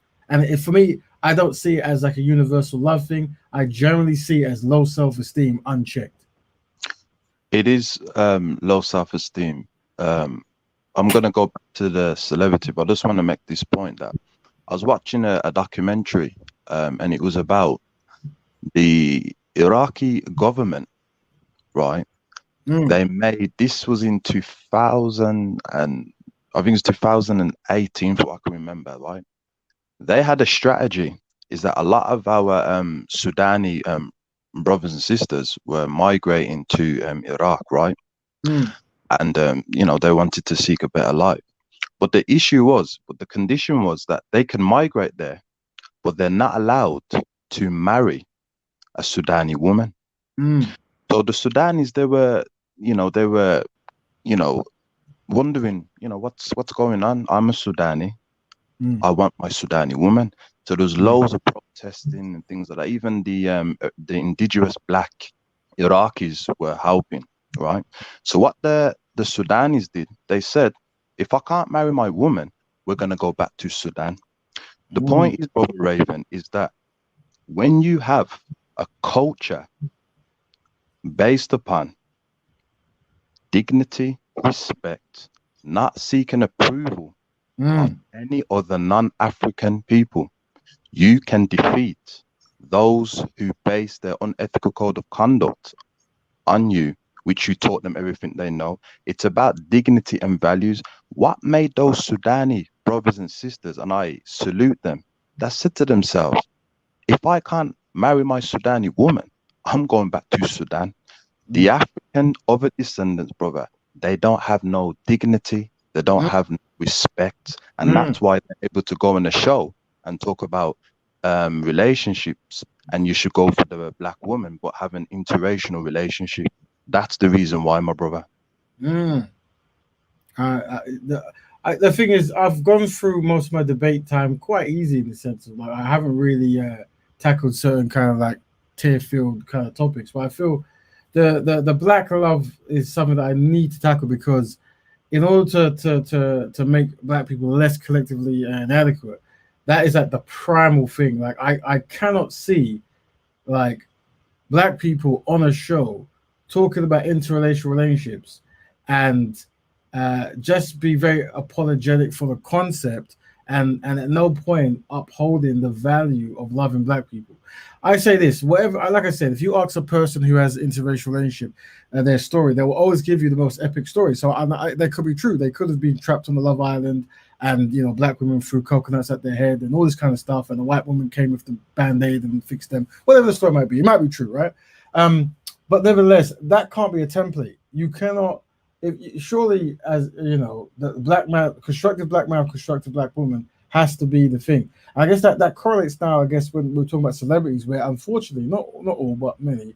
There's the obviously of celebrities maybe not necessarily picking black partners for whatever reason, but then there's the whole like degrading and undermining your own community. This obviously has to be stopped or whatever. And some would argue that the way the music works sometimes automatically that's what's happening, right? Because people talk about people around them, and if there's no dignity in their music, then naturally people are just seeing a people group disrespecting their own people. Now, before you guys came in, we showed a rap video from a Jewish individual, a European guy, and he was trying to challenge Wiley's comments. But that was the thing, like within his kind of thing, there was dignity there. He was trying to give history. He was trying to obviously justify whatever actions Jewish people have done. And then in the comments, all Jewish people were synchronized with him and on code with him about what he was saying. And that's what I'm saying is that kind of there's too much slackness in the black community, I think. And I think there needs to be a kind of balance. I'm not saying I want to do away with all the kind of like waywardness. I mean, because obviously, you've culturalized some kind of entertainment value there. But I think the balance is the problem. There isn't too much. And now when I'm seeing people being influenced, the youth, they're saying the same low energy, low dignified kind of comments.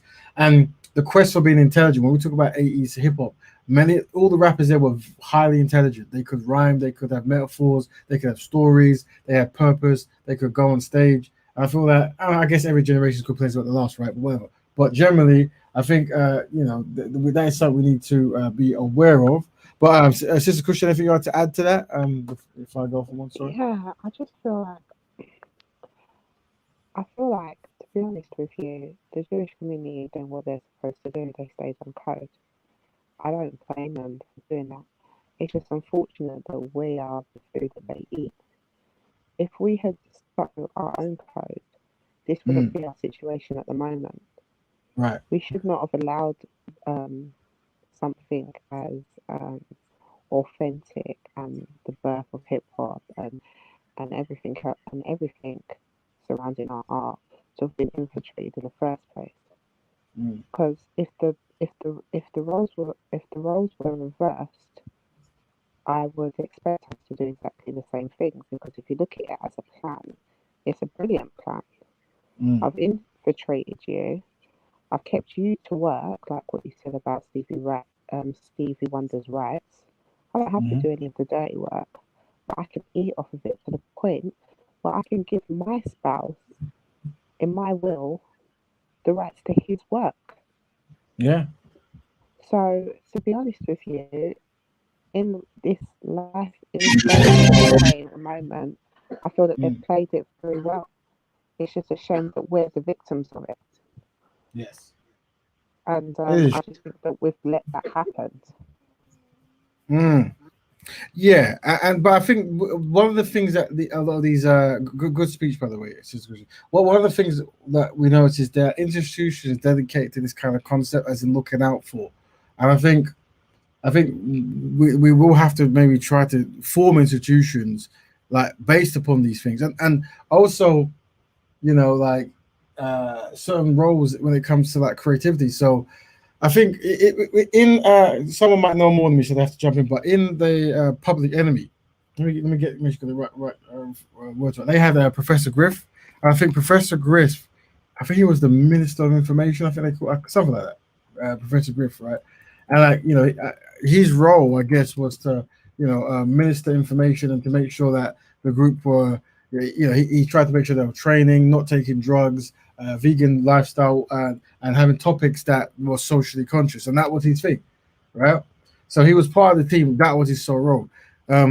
These kind of roles might be important when it comes to making a project, like someone who's supervising and offering advice about the social climate that you're in and how it might affect certain things. Not that some of these artists will actually care. I don't know many of these artists, and I've seen some of them speak, and I think some of these people are very far removed from anything pro-black. Like, I've heard these rappers say that, I hate dark-skinned people. I don't want to be with dark-skinned women because I have dark-skinned children. I've heard it all. So this is like the most anti-black, anti-lack of conscience, self-hating. We need to really help these guys. Statement I can really hear when a rapper used to be like the very edge of social consciousness. Yeah, when a rapper is talking that way openly on a white platform, smiling. Yeah, there was somewhere someone or something along the line has kind of like missed the mark, and just talking about it isn't enough now. We need to have some kind of action to try to minimize youth. So if this guy's making hit records and he's got 20, 30, 40 million, 200 million views, and this is the stuff he's putting on there. And it's a shame I couldn't find this video because there's like a young kid video I had, and I'll see if I can find it next week. But it was a young kid rapping, and I don't know if he wrote his own song or who did the production or whatever, but it's just a young kid saying the same thing that these older kids are doing.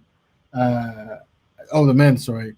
And I think that's the kind of fear where you don't want to have a whole culture influenced by low energy kind of concepts. You want balance. I'm not here to eradicate complete slackness. I don't think it's possible, right? But I think that back in the 80s, once again, you had NWA, you had Will Smith, you had De La Soul, you had who else? You had Kid and Play. You had very different dynamics in the mainstream of the genre. I don't know if we actually have that now. I could be wrong, but when I'm seeing Lil Nas X, and fair enough, you might say Lil Nas X's content is very different from the Babies and very different from I forgot the lady's name, but a female rapper who strips and stuff. Nicki Minaj. Yeah, these kinds of ones, right? But when you hear and you see the stuff, it seems the shock value seems to take precedent over it. Like really, I don't know. Maybe it's been going for decades. I just haven't noticed it, right? But I guess someone has to be responsible. Anyway, anything you want to say? Because what I'm going to do now is I'm going to open this video, and I hope they don't mind. And this is the new show, and I wish them well. Maybe we can go on there as guests one time just to educate them about Black Bearman. And this was a show. Loud noise. Let me see if I can turn it down a piece. All right. So big up Vigor TV. All right. Welcome back to Vigor VTV. This Right. is the Pipe Bomb session. Of course, I've got my co-host Atkins. Yep. Got a special guest today. Woman like Sarah. What are you saying? Good. Today we're discussing interracial relationships. So we want your thoughts, opinions, and let's get into it, man. So this I mean, obviously, any excuse for us to talk about Black love, right? Because this show's about other stuff, but we're always gonna segue into Black love. One of the ways Black people are collectively finished in one sense is the topic of interracial love is a Black topic. You understand that? Like you won't get other forums talking about it. You won't get it on different people groups. You won't get Jewish, Chinese, whatever. It is Black people always talk about, and that already shows you something, right? That there has to be. When you tell us about you want to have a vegan talking about meat as a vegan topic. Yeah. You see what I'm saying? So this is something that we've noticed, but let's see if we can, because what we want to do is be able to really identify the mindset of the Black person and have ways to talk to minimize that open discussion. So we can, so why I was pushed forward to all Black people as I Rap Raven cannot tell people what to do, and I don't intend to or really care to. But what I do is offer a template. Now the template is based upon Black people are prospering. So it's like, is what you're doing prospering? So the analogy I give is if Black people are in a very terrible, wretched condition, and we understand that work and hard work can get us out of it, as a template, I might recommend doctors, lawyers, plumbers, because it's something that can get you paid well as well as be a benefit to the community. Now, someone might come along and say, but I want to be a clown. I want to work in the circus. Yeah, I'm like, you know what? If that's what you want to do, so be it. But we can't have people being clowns as a template for Black Bearman. You see? And I think when it comes to interracial dating, do what you want as an individual story where people come from the heavens and all that kind of stuff. Yeah, have your story. But to have it as a template is something we need to really think about. But let's have a sneak peek, Bon Appetit, see what they say. So, like what's at the moment we've got like not a bad stigma, but when you see sometimes we've got not hate, I'll say some disagreement from the other side. So say, for example, I'm dating a white woman.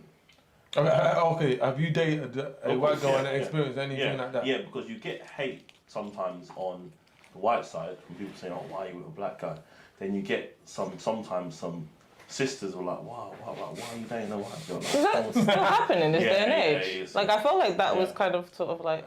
It's kind of died down. I wish it had. The thing is, sort of like 2010, 2011. The thing is, if you're mingling in both, like, then you're gonna see both sides. 100%. Like, but if you've just moved away and you're just completely, with, then you're not gonna notice it too much. There's two sides. There's chalk ice man who are just like nah, I'm not. They don't want to talk about. They don't want no part. They don't want no part of the black community. But there's people like me who are just like, if I see a pretty face and you're with personality, I don't care about your race. Yeah. But obviously, at the same time, I still get the same hate as a chalk ice man.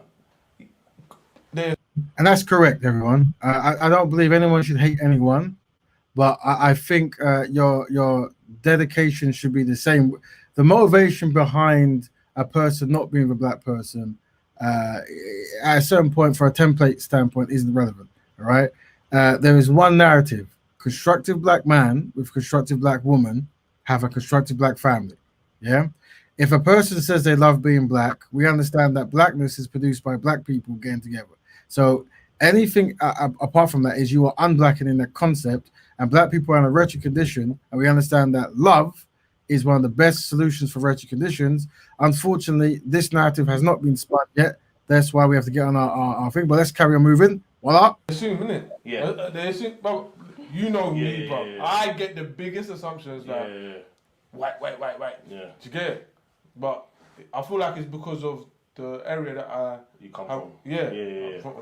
I'm originally from. But even if you're in the big East, though, but if you're in the ends, you still get like people looking at you like, right, like what's wrong with this guy? Like I was dating a girl, and like I said to her, like I was teaching her like the African culture and stuff. One black girl returned to me, she went to me like, oh, so why don't you date a black girl then? That's what I'm saying. Like the thing is, what it is like, even on both sides, like they both, like, the black girl can be racist. Yeah, like, do you get it? Yeah. That's not a good comment. Can be racist. I wouldn't use racist, but more prejudice. Yeah. Do you know what I'm saying? 100%. Against, especially with like, say me. Yeah. Especially when I was dating a white girl, I see. You see it, clearly. I see it like from both sides as well. It's just hate. Yeah. And then obviously with the black girls, it's more like, oh, why you did? They think that you sold out in that kind of thing. I don't see colour. I can't lie. I don't see color. That's the thing we have to really work on there. I think brother Ahmad said the best where he said, you know, you treat color like it's this abstract kind of thing. And it's like, you know, not to be seen. And this is another thing, this is for the people viewing. When it comes to the people groups, right? So when it comes to the narrative from the black people, the African people, should not be the same as the narrative from the European white people. And what I mean by this is this, right? Europeans have had a history of mistreating and harming black people. So everything we spoke about today, when we went into history, we realized that even we spoke about brother Jack Johnson, the heavyweight boxer of the world, he wasn't allowed to box white people. When he did and he won, his stuff was banned. His people were lynched and killed because of the jealousy of him winning. This is the history of Europeans and Africans, unfortunately, right?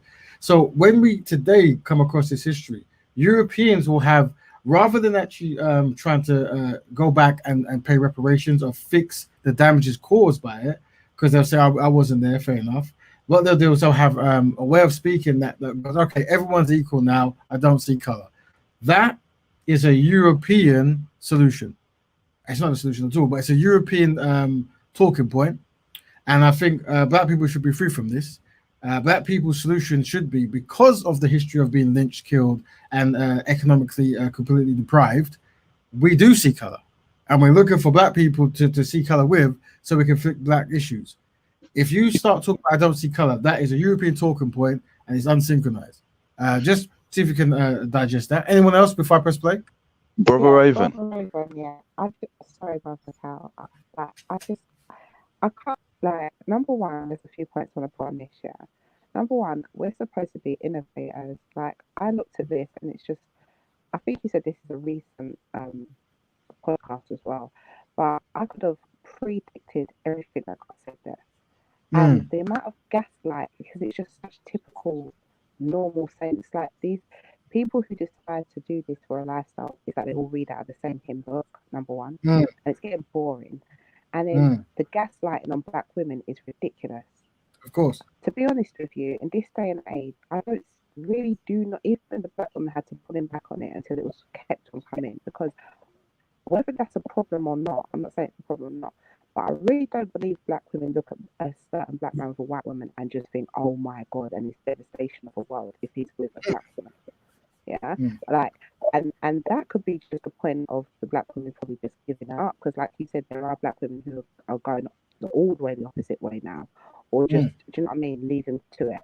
Do you know what I mean? But this whole thing about it just ruins your whole day, and you just notice a black man with a white woman, it's just getting redundant. And it's just gaslighting. And notice once he never mentioned the reaction from black men, but he's constantly talking about black women. And like this whole thing is just like a whole gaslighting, talking from a black woman's perspective. It's redundant and it's just played out. I just wanted to say that. Good speech there, sister. Good speech. Did you say you want to say something, brother Cal? I think you said, like when you look at it from the political scientific way of the non-Africans, right? That the youth need to understand that their main objective is to exterminate African people, right? Yes. So when it comes to the celebrities, because I just wanted to touch on what you were saying before about the hip hop from the 80s until now, is that we forgot that the hip hop back then, brother, it was very oblivious to the non-Africans, because they didn't know if it was going to be marketable or not. They were very confused, which was why they were able, like the KRS-Ones and the Public Enemy, to prevail with that message, right? But the point is, brother, is that when it comes to the celebrities, and we can say that these unsynchronized African descendants that you put on, they are celebrities now, right? Is that the non-Africans try to use a campaign that will best suit to exterminate African people globally by using the unsynchronized African to advertise it. And that's what I believe how they control them. Like, for example, these guests here, is that I believe the non-Africans know about these guests. They've interviewed them, they've checked them out, put them to get a podcast, right? And then they've allowed them to go on this podcast, knowing that they're going to say marketable campaigning strategies that is going to campaign the destruction of the African family. And that's how they control that's how they control the celebrities and African people to propaganda this campaign towards us. Yes. Let me add to that. I can't guarantee or know the behind the scenes workings of individual podcasts, but what I can say is if it happens once and it becomes popular, then it influences. So whether these people are aware, whether they've been coerced into talking a certain way, or they're influenced by someone else, this is the thing. So once a certain person gets green light to go forward, that talking point becomes the talking point. Like from time a man says, "I don't see color," yeah, that is not that is a very European way of speaking, yeah, and it's the European solution to the thousands of years of torment and carnage, right? So that shows me there that this could be learned behavior. And I think one of the things I'm looking to do now is obviously comment and challenge and get on certain podcasts and literally try to change the narrative. Like this might sound shocking, but my goal is to have black people be embarrassed. And I don't want to use these kind of words, but I think it's necessary. I think I want to make black people embarrassed to go publicly and not talk about constructive black man with constructive black woman. Because it's like you cannot look at all the challenges that black people face and ignore the most basic challenge of black families. You cannot have a black concept and not have a black man and a black woman. It's like it makes no sense. And I think all other people groups understand this very well to the point where they don't need to articulate it. But once again, black people are collectively inadequate. We're going to press play to see where it goes, just a bit more. Just quickly as well, I feel like it's a code word. Like as soon as you know brother opens up his mouth and says, "I don't see colour," you know what's coming next. Of course, it's like a form of a code, and it's one more point, like it's crazy that this is actually marketed to black people, because if you listen to the tone, it's all like, oh, poor me, I'm with a white woman, but then I have to justify my blackness whenever I walk down the street, and oh, I get this black woman talking to me a certain way, and I'm still black, I'm still proud of my heritage. If you see the real undertone of it, it's all poor me because I've chosen to go on the other side. It's crazy, really. So what are you, if this is actually supposed to, in quotes, be marketed to black people, what is it really trying to show or trying to invoke? Brother Raven. Go ahead, brother. I was listening to your strategy, and it's a brilliant strategy, right? The only thing is, brother, is that African descendants who are unsynchronized, right? They let's be realistically, have been embarrassed loads of times, and they're still doing what they're doing. So would you say, brother, is that the campaign marketing should go towards the parents? Because we can go on the podcast and interview these unsynchronized Africans, which I believe, brother, no disrespect to you, it's a waste of time. It's like debating with non-African people about our liberation. Whether we win or not, they're still going to do what they're doing. So would you say, brother, right, would you say that it's for the parents and the synchronized Africans, right, to start validating these unsynchronized behaviors? Do you understand? Good. I understand. That is a good point. And I think I answer in two ways. One, I agree. That one strategy is you just completely ignore people who are unsynchronized and you focus on those who are synchronized. And that is a good strategy. Also, there's another strategy I pushed. Because I always debate in public places, I don't necessarily get to choose who I get to face sometimes. But one strategy I've pushed forward is sometimes you're talking through people to other people. So you might have a person who has a platform who has millions of people from all different walks of life, and they're spewing a dedicated narrative that doesn't work in black people's best interest. So when you go there, you know you're not going to necessarily change the pillars of the mind of the people on the podcast, but you know that through their viewers, you're going to touch a certain few, and of those few, you might hit those very poignant people, male and female, who are going to go and make a difference in their kind of life. And that's kind of why I do what I do, because if you ever see me debate on Speaker's Corner, you know at a certain point there's somebody I talk to where they're never go to the point where they're paid by the opposition to never listen to me. So I can never reach them. But what you can do is, that's like the brother here was talking about, don't see color, and Sister Kush was talking about gaslighting. You listen to the counter arguments, and you have your responses to get people back on track. Because unfortunately, we might be in a situation now where if a black man stands up and says black man for black woman, he might be seen as the enemy. So already there is some kind of programming that's gone wrong, because once again, the kumbayaris of don't see color, or the past is in the past, everyone loves everyone, are we in a good space? That is going to trump, and we're not going to necessarily look at the wretched condition black people find themselves in, and the collective mindset that puts us in a subservient place. So that's why we need to have certain kind of harsh tones to reset. And it's very good when I talk to people, I use certain words to reset the meter, because sometimes I'm not willing to go down the narrative of kumbayarism and I'm the extremist. They're the extremists. They're the extremists because they're failing to recognize the on one hand, they recognize the wretched condition that black people find themselves in, but and the next time they're talking in a way that is pushing them further that way. And I'm saying do that, but do not have it as a template. Go ahead. But Brother Raven, that in order for that plan to work out, Brother Raven, and I'll use the example of the Nation of Islam. Yes. And the Hebrew Israelite. In order for this plan to work, brother, the Africans are going to have to, in truth, segregate away from non-African people. You see, when you look at the Nation of Islam, right, and we can debate about their ideology, right, but let's look at their Pan-Africanist mindset. When they're in Speaker's Corner, or when they're in America, right, the Honorable Louis Farrakhan and the Honorable Leo Muhammad, right, is that when they're debating, brother, it doesn't matter what the crowd say. True.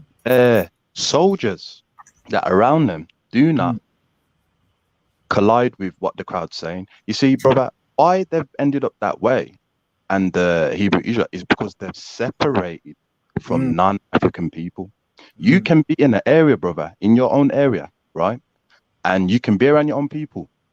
go to work, and you're around non-African people. But as soon as that job finishes, you return back to your community. But we're not doing that, brother. So how is that going to work if we're not segregated?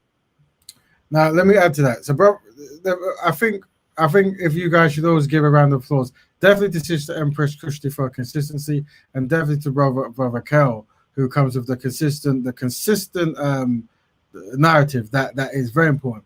And we can really unpack that in the sense of we look back at brother Muhammad Ali.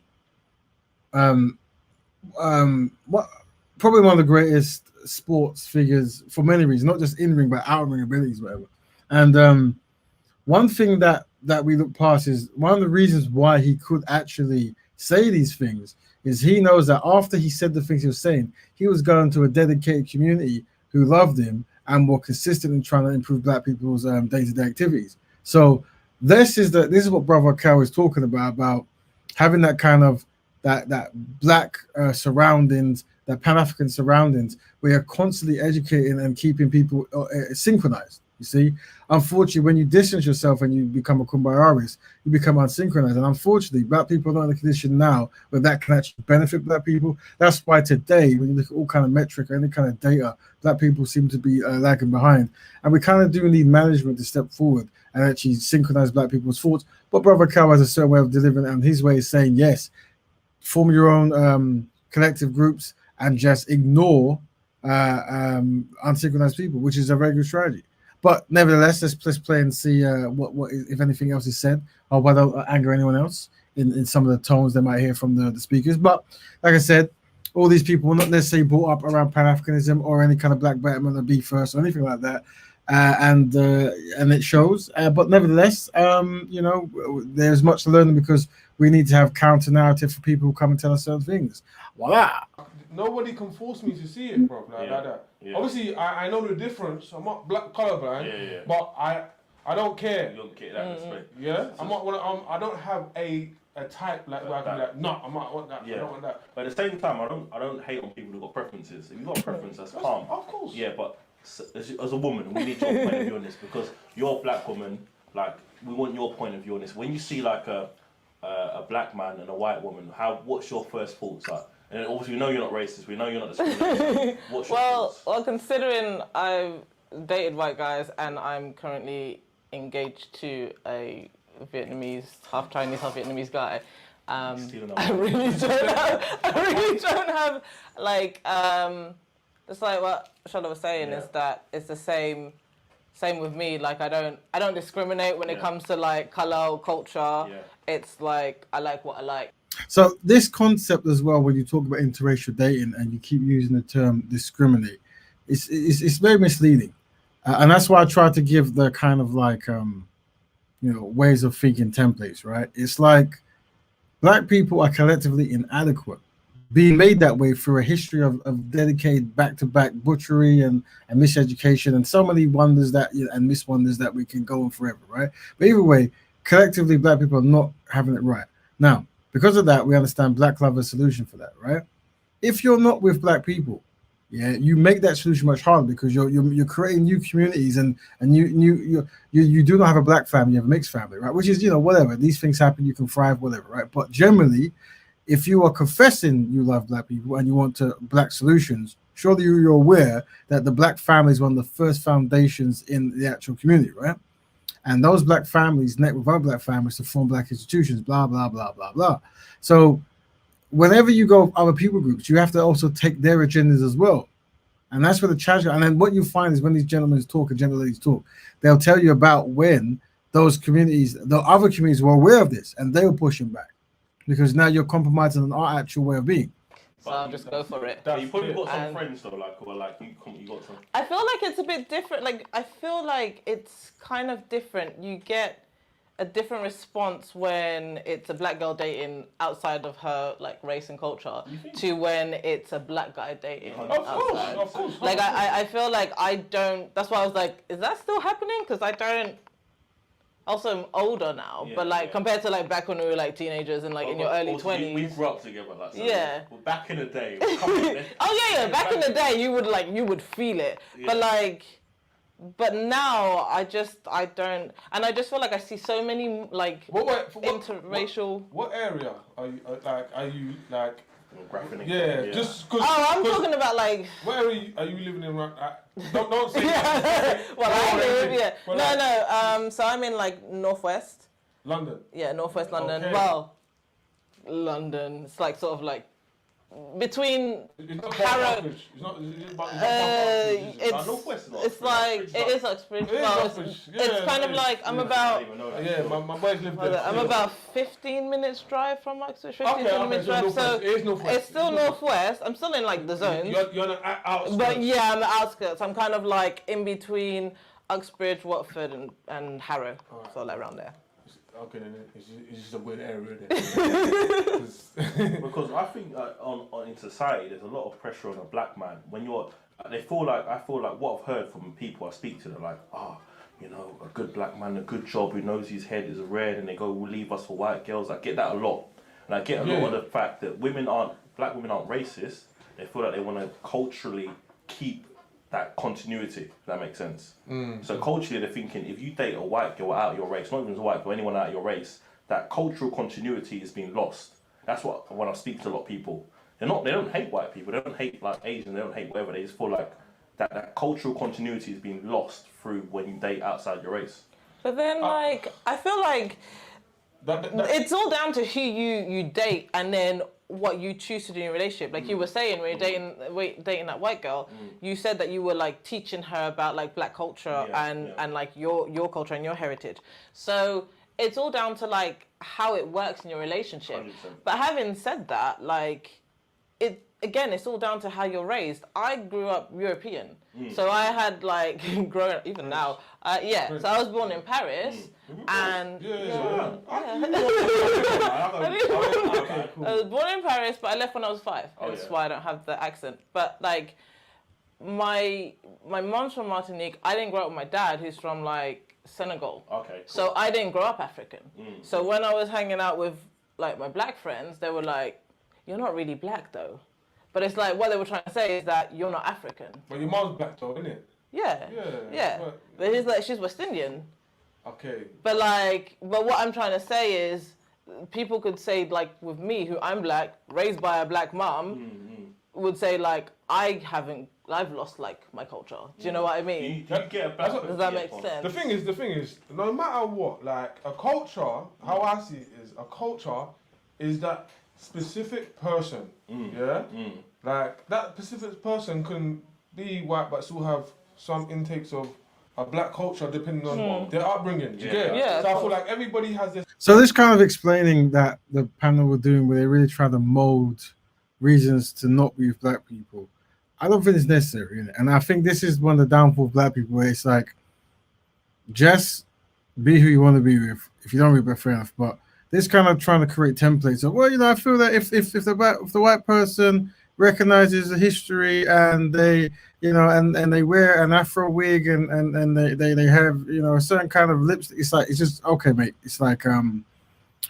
once again, you know, the mindset of black people needs to really be reset. And this, and you know, but that's my job anyway. But you want to say something, Sister Christy? I'm sorry. Yeah, I just feel like it's kind of like this desperation to still associate with the black struggle or the black cause, or to be able to still feel like you're still about, you know, promoting black betterment, in the sense of like when Nick Cannon said, well, I can have different races of women, but I'm still contributing to the black race. It's like I want my cake and eat it too. I want to be able to do what I want to do, but I don't want to be questioned on if I'm committed, not only if I'm black, because they're still, it's like they're almost questioning their culture and their blackness, but also am I committing to the cause? Am I staying on code? And look, like I said, and in that, it just causes so much confusion. And now you're saying that, you know, I can educate my partner into it, and now I've helped somehow.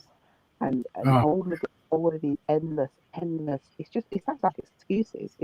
It's almost like 2-3 people on there trying to justify their choice. It's crazy. Like you've made that choice. And I think you know, I don't, you know, and this is for me, like people we start to question, can you be pro-black and interracial dating? And I can't actually answer that because I don't know who actually coined pro-blackness and the rule set. That's why when I talk about black betterment, you cannot be a black betterer if you're not with a black person. There's a separate title given to you, and that's why, and that's a black betterment builder, right? And that's why veganism or lifestyle is important because how we say things is there's a set of rules in order to be something, right? And that minimizes confusion. If you act like, you know, you have like the amount of people leading the charge on getting black people liberated, so-called liberated, who are just either in a same-sex relationship with a European or are married to a European, and it's like, and last week one of the shows I did that got cut last week, 2 weeks ago, was saying as well, where you know you had celebrities trying to get black people to get a particular medication, and the black people were never really seeing the black community doing those things, and all of them have non-black wives and non-black husbands, and they're the ones pushed forward to try to promote to black people to get this particular medication concept, and it's just, I don't know, it's like it's almost like the okie doke, and I don't necessarily say this is all planned, and people go, yeah, of course it's all planned. I actually think there's so much unsynchronization, so much historical unsynchronization, right? That it's actually natural to be completely out of sync with black Burma. Like, I don't think you actually at a certain point need to program it. I think it's already being pre-programmed. So now the program is programming again. So black people are now programming this from historical programming. And this show, whether they know it or not, and they're very innocent, I'm assuming, very innocent, nice, wonderful people, they don't know that they are part of the reprogramming, that they're the legacy of the programming. And now they're going to justify not being with a constructive black person. You see, brother, when you look in history, right? Yeah. When you look at the Africans of the Abrahamic faith that were given divine revelation, right? Yes. When their people were turning away from the monotheism way of worshipping the Creator, that what they all did, bro, that they separated, right, to work on their consciousness in order to deal with their people. But they also understood that some of the people are too far gone, that you have to leave them alone. This is what the youth has to understand, Brother Raven, right? They may have to, and I know I'm going to get flagged for this, if they are in a house where their parents are very unsynchronizing, right?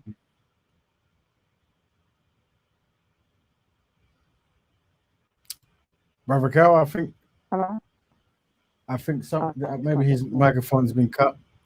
Brother Cal, if you can hear us, you might have stopped speaking. I wish you well. I hope you're okay. But while he finds his mic, Sister Kush, you want to jump in to maybe finish the thought? Yeah, I'm not gonna lie, at the back of my mind, I was thinking, like, I'm definitely from the school of not everybody's supposed to jump on the Black Star. Do you know what I mean? Like, not everyone's supposed to come for the journey. And I feel like if you want to do that and that's your mindset, let them do that and be that. Yes. Because what I always like that you remind us is it's not just about black people, it's synchronized black people. Like, if you have this inner mindset and this inner confusion and stuff like that, I don't know what good you'll do for a black woman or a synchronized black woman or black woman man anyway, if that makes sense. I think one thing that I don't think I'm not really here to necessarily convert people. What I hope to offer people is a way of processing information where you do what you want, but you know the outcome of what you're doing, how it might affect the people group who's trying to work for betterment. So in that mindset, you present the information in a different way. You know, and that works across more than just black love. It works across musicians, actors, books, whatever. Like when you're about to present information that you might be doing certain things a certain way, but don't practice what I call benchmark rebranding, where there's a clear goal that everyone's reaching for, and then you do something different, and now you rebrand that goal. So it doesn't matter. Black people can be liberated by not marrying black people. I mean, really? Definitely, I agree with you, and I think having media like yourself is definitely necessary to have an alternative option out there for the family. Because, like I said, this is consistent. Like everything he's saying or she's saying or the other one said is nothing new. I could have said it myself. I could have wrote a list of everything that would have got mentioned in there, and every one of them would have been ticked. What Yep. it is different and refreshing is a platform like this where you're constantly sticking on code and, like I said, dissecting it and making it apparent of the patterns that get shown. So, no, I believe that what you're doing is necessary and needed, and it's just crazy that there's not more of that. What we're watching now is a consistency. I don't think anyone would necessarily be as surprised, but when you break it down, like how you have this special knack of doing that, and you do it in stages and stages and layers, excuse me, it just you see the political sides of it, you know, like what I always praise you for, and the levels behind it, which is necessary to see because people, like you said, people just wake up and think it's kumbaya and, you know, and all of that and fairies and Disney, but it's actually deeper than that, and it's actually detrimental to black Mm. men. So Thank you, sister. Thank you, sister Christian. Like I said, this show is made by the contributors, and we have to always give a massive love and thanks for Brother Carol and Empress Kushti, who give us the balance from different perspectives. Very valuable. And the idea of this show is to give brothers and sisters like them the opportunity, because many shows they don't necessarily go down this kind of way of processing stuff. But you see that by having these platforms, we get the amazing insights from this community who otherwise might not necessarily get a chance to show this kind of skill set. So hopefully when we expand the brand of Black Bearman within the new channel, please subscribe to the other channel, by the way. Hopefully when we do that, we will get more insight and different kind of perspectives, and we can actually put templates out there that work within Black people's best interest. Brother Carol, is your microphone working now? Is it still a bit funny? Yeah, it should. I think it's okay now. Yeah. Can you hear me now? Yeah. yeah, you know? so you're fine. Yeah. Definitely, brother. There needs to be a marketing campaign to reach parents and also the kids. And there needs to be because it's very tricky. I mean, before we used to have like a community club where the kids could go. I know that there's Pan-African and clubs that they could go. It's very important that they can go to a place, brother, where they can restore their African consciousness, just in case if their parents are unsynchronizing. Because, as I said before, it's very hard when you're in a household. I've never experienced that, right? Where your parents have the mindset of non-African people. And you can sense it, but there's nowhere to go. If I go outside, I'm going to get involved with crime. If I go here. So there needs to be a campaigning, brother. And obviously you're a man that knows about the marketing, where the youth can go somewhere or at least listen to a podcast where they can receive consciousness to tackle their unsynchronized parents. Because without a shadow of a doubt, brother, these three guests, their parents, I mean, we have to give thanks to the African queens that keep on banging to the unsynchronized African man. And when I'm saying banging, like reminding them that you are not pro-black and you've gone against your race. We have to give thanks to them. But at the same time, we do need to, brother, have institutions or at least a podcast for the youth, because the parents, they are responsible for what's going on with our youth, man. Well done. Now that brings us to the end of our show, everyone. I guess Empress Kushti, would you like to say your last kind of thoughts at all? Just another great pleasure being on the panel with my brother. Can you hear me okay? I can. We can hear you. Your microphone tends to be lower than normal, but we can hear you. But it is at the lowest end of low, to be fair. But go ahead. Okay. Sorry, I was trying to speak a bit closer. I just want to say, pleasure being on the panel. It was a great discussion. And just a reminder for everyone to try and sub to the Betterment channel. And I'm definitely looking forward to your Black Wealth campaign. You said you were going to do the series and talking to others as well who might have a counter opposition. But yeah, it was a great power hour or two to be around like-minded people, and it was just a great building. So I give thanks for that. Thank you, sister. Brother Kel, would you like to say your last words? Yeah, brother. Just we have to pan-Africanize the unsynchronized youth that has been taught by their unsynchronized parents, man. Definitely have to pan-Africanize our culture, keep it away from non-African people, and also the unsynchronized African people too. Thank you, brother. Always consistent game from Brother Cal. Now, guys, I've posted in the comment. Everyone who's live now, anyone who checks out the show, please click on the link in the forum. Subscribe to the channel. We're building up so we can have dedicated Black Betterment. This channel is for Black people. You see, we're trying to build a channel dedicated for Black people's betterment. So please subscribe. And anything that is constructive will be permissible on the actual show. So we're just trying to be constructive, be that voice of reason that Black people need to try to counter the low frequency dedicated energy that goes out there that keeps Black people in a kind of perpetual struggling state. And hopefully we can work together with other like-minded, synchronized people and form, a better reality for Black people collectively. Now, let's click on that link there. But for the Betterment Broadcast, myself, Brother Rap Raven, and our guest, fantastic Brother Cal and Brother and Sister Empress Kushti. Well, thank you again. Check us next week, everyone. Please click on that link to join next week. It's in the forum now. It's actually in the forum. I've pushed it down. I'll put it one more time because I'm nice like that. Voila, there you go. And there we go. So until next week, Black Betterment. And yeah, let's do this. Let's help Black people. Let's go.